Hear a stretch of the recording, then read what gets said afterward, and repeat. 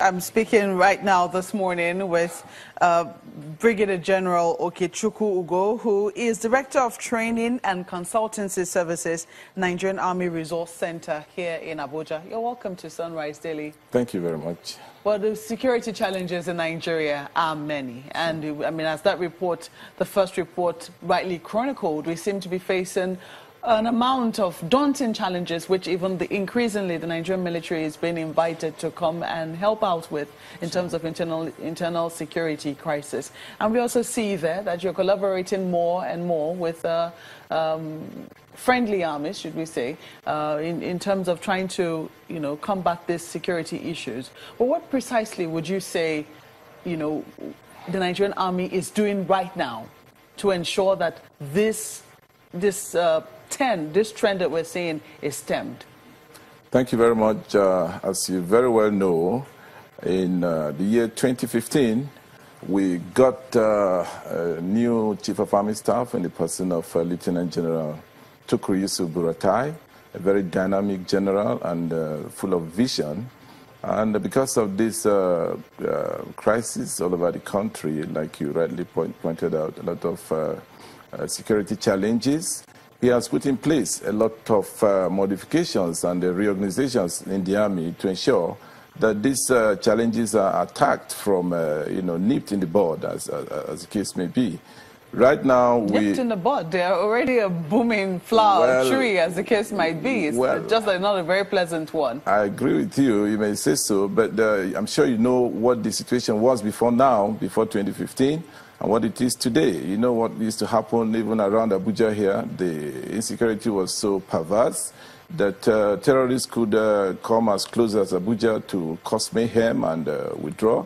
But today we know that, especially with the Boko Haram insurgency that we are attacking now, they've been, canalized, so to say, far away in the fringes of the border of Nigeria. And this is as a result of efforts the chief has put in place because, for instance, he has established the Nigerian Army Resource Center, which is a think tank for the Nigerian Army and for the nation at large. It's an establishment that is supposed to come out with solutions, identify gaps and carry researches and bring in recommendations and strategies for implementing those recommendations in a way that these challenges are, minimized as much as possible.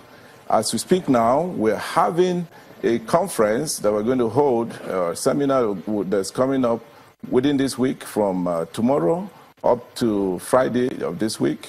We're inviting over 16 military contingents from different countries of the world, including Nigeria, Bangladesh, from Pakistan, from India, from United States of America, from United Kingdom, from Saudi Arabia, from Kenya in Africa, from South Africa, like I said earlier on, and even from our contiguous states like Niger.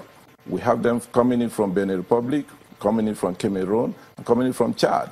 But these countries that you mentioned, are they facing the same kind of challenges that Nigeria is facing? Because some people would argue that, in very few countries do we have the army intervening in internal security matters as we have in Nigeria. I agree with you. Actually, the army should be the last resort. But because of challenges of our police and paramilitary agencies, the army has had to be called in earlier than expected. But this seminar we're arranging is not only for the military, I must inform you now, because we're also inviting members of our own police force, our own paramilitary agencies like civil defense, like the police force, like the Department of State Services. We have people coming in from the Nigerian Immigration Service, from the Customs Service. So it's a holistic thing. And the idea is to collaborate and synergize both within and externally, so that everybody is aware, how these security challenges emanate. And we want to also gain from experiences of countries like Pakistan that have been fighting this insurgency for over 60 years. And they're already on the ground as I speak. We have people already on the ground from Bangladesh. Also, the history of Bangladesh. They have insurgency from what they call the Chittagong Heat Tracks area, which is the southeastern part of that country. They fought it for over 30 years. And today, the country is better for it. So we want to share the experiences you know, and then share it also with our police, our civil forces, so to say, so that the army doesn't have to be called in at every little bit of problem. And that's what we're trying to achieve with this seminar. Synergy is always, you know, one key issue where people believe that they haven't seen enough of that among security agencies. There's always that rivalry. But how does this lead to, say, for instance, the establishment of, say, a central place where, you know, that coordinates among security agencies information that is vital to the saving of lives? Exactly. That's part of what we want to achieve in this seminar, because by Thursday, Friday, when we'll be rounding up, there'll be a communique, because there'll be agreements, you know, because there'll be resource persons coming in from military academy in Sandhurst, in the United Kingdom. We have resource persons also coming from the African Center for Strategic Studies in Washington, D.C. So all these people will come in with their knowledge, and then we'll have our discussants from within and outside also.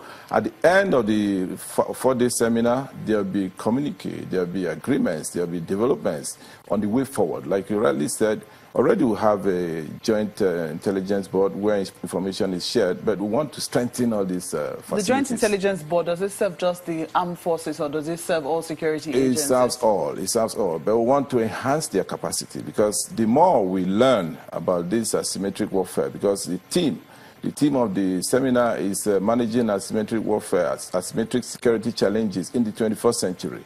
We're even projecting forward. We're looking into 20, 30 years from now. What are we to be expecting? Because they say he who fails to plan, plans to fail. So the Nigerian army of today is planning for the future generation of this country, to ensure that nothing as we see today will continue in 20 years or 15 years from now. And the idea is to bring in resource persons who are learned in these various subjects. We're having about 6 topics. The first one is going to be global asymmetric. I'm just wondering, how is this going to cascade? I mean, you're very optimistic. You think that this, from the way you market, from the way you talk about it, it looks like as if this is going to be a one cure-all event that you're having to, you know, look after all the security. Is that what it is? Well, there's no one seminar that will cure it all. But I must tell you that the more we talk, they say, more Jojo and less war. The more we talk, at the end of this seminar, we will now come out with a plan on how to repeat it either annually or, you know, biannually, as the case may be. So I'm not going to sit here and tell you that this one seminar will give us a solution to all our problems. But I must tell you that it's a strong way forward. It's going to bring people from around the world, and collaboration is what we need, because, like I told you, terrorism and all these asymmetric challenges are borderless, and nobody knows where they operate from. We have cyber crimes, we have financial crimes. So we're going to bring people, and the more we talk about these things, the more we're aware, and the more we collaborate amongst ourselves, the better for the society.